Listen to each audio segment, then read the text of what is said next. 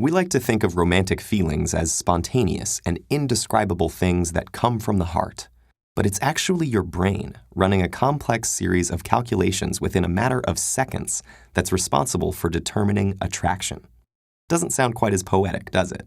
But just because the calculations are happening in your brain doesn't mean those warm, fuzzy feelings are all in your head. In fact, all 5 of your senses play a role, each able to vote for or veto a budding attraction. The eyes are the first components in attraction.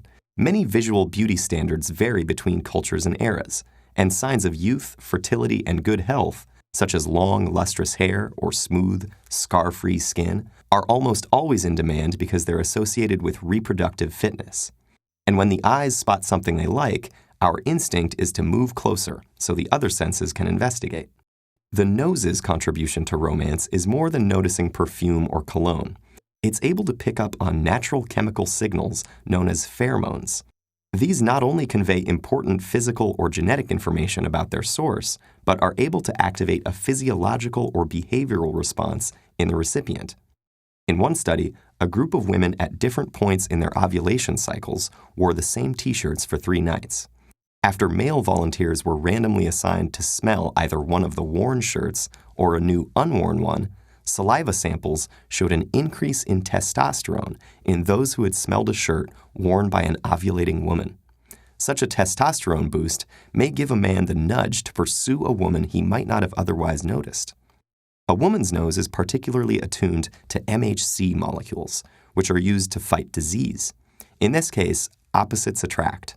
When a study asked women to smell t-shirts that had been worn by different men, they preferred the odors of those whose MHC molecules differed from theirs. This makes sense.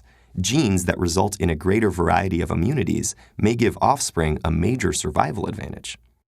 Our ears also determine attraction. Men prefer females with high-pitched, breathy voices and wide formant spacing, correlated with smaller body size, while women prefer low-pitched voices with a narrow formant spacing that suggest a larger body size. And not surprisingly, touch turns out to be crucial for romance. In this experiment, not realizing the study had begun, participants were asked to briefly hold the coffee, either hot or iced. Later, the participants read a story about a hypothetical person and were asked to rate their personality. Those who had held the hot cup of coffee perceived the person in the story as happier, more social, more generous, and better-natured than those who had held the cup of iced coffee, who rated the person as cold, stoic, and unaffectionate. If a potential mate has managed to pass all these tests, there's still one more, the infamous first kiss, a rich and complex exchange of tactile and chemical cues, such as the smell of one's breath and the taste of their mouth. This magical moment is so critical that a majority of men and women have reported losing their attraction to someone after a bad first kiss. Once attraction is confirmed, your bloodstream is flooded with norepinephrine, activating your fight or flight system. Your heart beats faster, your pupils dilate, and your body releases glucose for additional energy, not because you're in danger, but because your body is telling you that something important is happening. To help you focus, norepinephrine creates a sort of tunnel vision, blocking out surrounding distractions, possibly even warping your sense of time and enhancing your memory.